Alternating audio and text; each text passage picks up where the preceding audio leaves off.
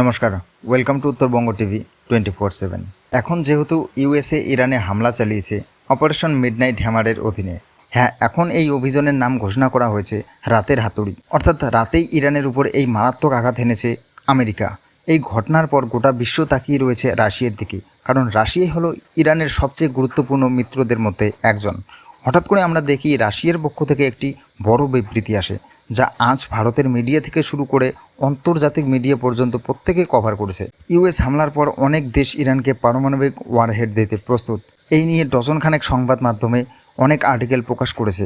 এমনকি ইসরায়েলের media the Jerusalem পোস্টও এটি কভার করেছে। রাশিয়ার প্রাক্তন প্রধানমন্ত্রী দিমিত্রি মেদভেদেভ বলেছেন, আমরা নিশ্চিতভাবে ইরানকে পারমাণবিক অস্ত্র দেব। তিনি বর্তমান প্রেসিডেন্ট ভ্লাদিমির পুতিনের অত্যন্ত ঘনিষ্ঠ বন্ধু, তাই তার এই মন্তব্যকে বিশ্ব সিরিয়াসলি নিচ্ছে। এখন রাশিয়ার এই বার্তা অনুযায়ী ইরান যদি নিজেদের পারমাণবিক অস্ত্র তৈরি করতে নাও পারে, তবুও তারা অস্ত্র পেয়ে যাবে।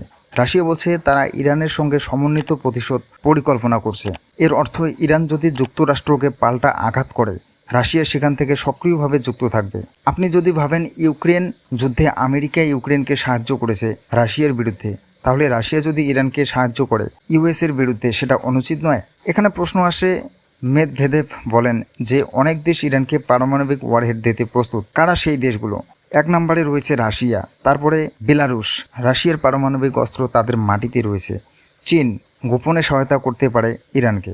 উত্তর কোরিয়া, যারা নিজেরাই পারমাণবিক শক্তিধর দেশ। এই 4টি দেশ খুব সহজেই ইরানকে ওয়ারহেড দিতে পারে, কারণ ইরান এখন নাকি 6 মাসের জন্য যুদ্ধের প্রস্তুতি সম্পূর্ণ করতেছে। রাশিয়া তাদের জানিয়েছে ইসরায়েলের সঙ্গে এই যুদ্ধ 1 বছরের বেশি সময় পর্যন্ত টানতে পারে। যেমন রাশিয়া ইউক্রেন যুদ্ধ 3 বছর ধরে চলছে। এদিকে ইসরায়েল যদি প্রতিদিন ইরানে বোমাবর্ষণ করে, তার খরচ $2 বিলিয়ন। 10 মাস যুদ্ধ যদি টানে, $20 বিলিয়ন। এই টাকা আসবে আমেরিকার সাধারণ জনগণের পকেট থেকে। এরপর স্ট্রেইট অফ হরমুজের প্রশ্ন। আমেরিকার বিদেশমন্ত্রী মার্কো রুবিওকে সাংবাদিকরা জিজ্ঞেস করেছেন, স্ট্রেইট অফ হরমুজ বন্ধ হলে বিশ্ব অর্থনীতি ভেঙে পড়বে, তখন কি হবে? মার্কো রুবিও এতে উত্তর দেন, এটা একেবারে অর্থনৈতিক আত্মঘাত হবে, কারণ সবচেয়ে বেশি ক্ষতিগ্রস্ত হবে চীন, ভারত, জাপান, পাকিস্তান, ইন্দোনেশিয়া, কারণ তারা সবাই এই পথেই তেল আমদানি করে। Secretary, final question here. Do you expect Iran to move to close the Strait of Hormuz to try to disrupt oil transportation across the world? Well, I encourage the Chinese government in Beijing to call them about that, because they heavily depend on the Straits of Hormuz for their oil. If they do that, it'll be another terrible mistake. It's economic suicide for them if they do it. And we retain options to deal with that. But other countries should be looking at that as well. It would hurt other countries' economies a lot worse than ours. It would be, I think, a massive escalation that would merit a response, not just by us, but from others.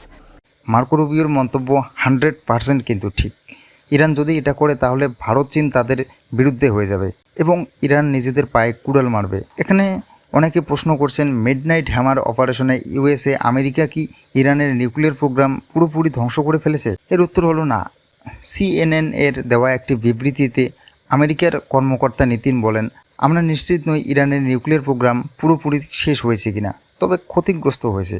যদি USA পুরোপুরি ধ্বংস করতে চাইতো, তাহলে tactical nuclear warhead ব্যবহার করতে হতো। তবে ট্রাম্প সেই পথে যায়নি, কারণ বিশ্বজুড়ে ইউএসের ভাবমূর্তি নষ্ট হয়ে যেত তাতে।